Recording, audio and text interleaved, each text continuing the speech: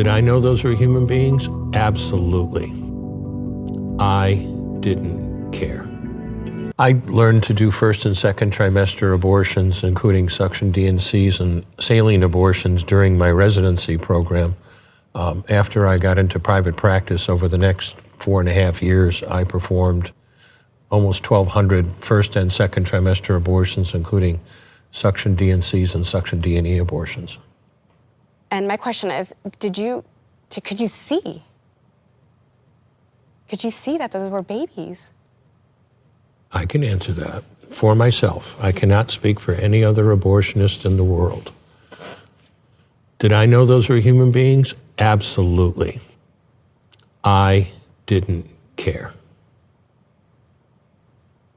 I did not care.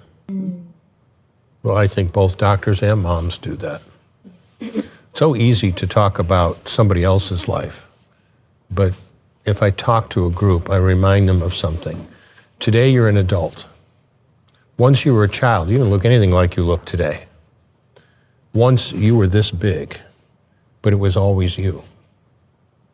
And try to personalize it, because you're right. We can turn it on and turn it off.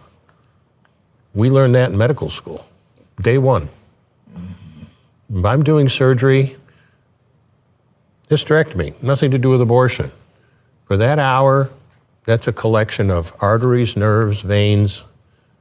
Don't cut the ureter, get the uterus out, make sure she doesn't bleed too much. Don't let her get infected.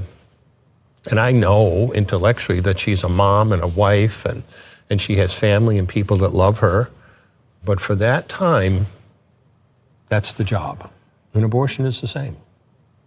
I used to make $800 in 15 minutes doing a D&E abortion. And I was dedicated.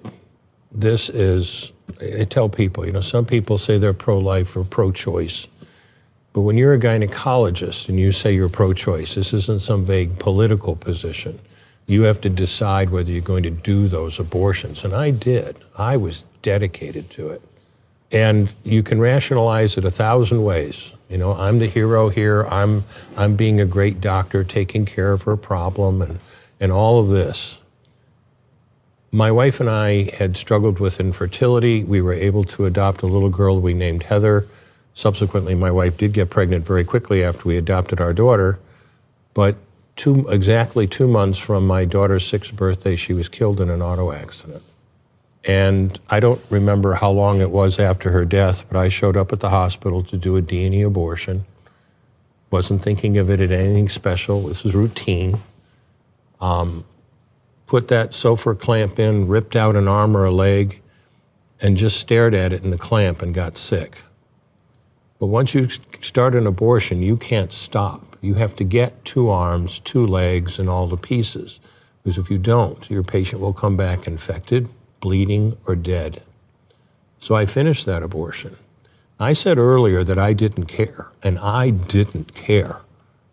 It wasn't that I suddenly saw unborn babies as human beings. I always knew they were human beings. But this was something different. For the first time in my career, after all those abortions, I looked. After everything what we were going through, losing a child, I looked. I really looked at that pile of body parts. And I didn't see her wonderful right to choose. And I didn't see what a great doctor I was helping her with her problem. And I didn't even see the $800 cash I just made in 15 minutes. All I could see was somebody's son or daughter. That was the change. That was the change right there. Now, I didn't stop doing abortions right away. I knew why I felt bad, and I'll get over this. So I soldiered on for months after that. But once you see, for me, it wasn't, well, this is a human being. It wasn't that at all. It was, this is someone's son or daughter. That was the change that eventually got me out of the abortion business. I keep hearing about unwanted children. Mm-hmm. There are maybe about 1 million abortions a year. We haven't got a clue how many abortions there are out there. Mm-hmm. I did 1,200 abortions. The only ones I reported to the state with death certificates are the ones I did in hospitals. That means 1,000 abortions I did by myself, never got it reported to anybody. But beyond that, they're talking about 1 million a year. Well, in any given year, there's about 2 million people out there with infertility who are desperate to find children to adopt. Virtually every child is a wanted child. Maybe not necessarily by mom and dad, but that child is a wanted child. We always saw our patients. Always. Because it wasn't, okay, you wanted an abortion, you got the abortion, let's do what we can so you don't need another abortion in the future. That doesn't mean we're always successful, but we saw all of our patients. That's what I see. That's the difference between running it in an office where you do everything and a mill where you're only doing one thing. At the risk of the director's ire, I'm going to look into the camera and say that if you're pregnant and if you're thinking about an abortion, I appreciate the tremendous pressure that you're feeling right now. You may be worried about finances. You may be worried about family. You may be worried about work. You may be worried about your future.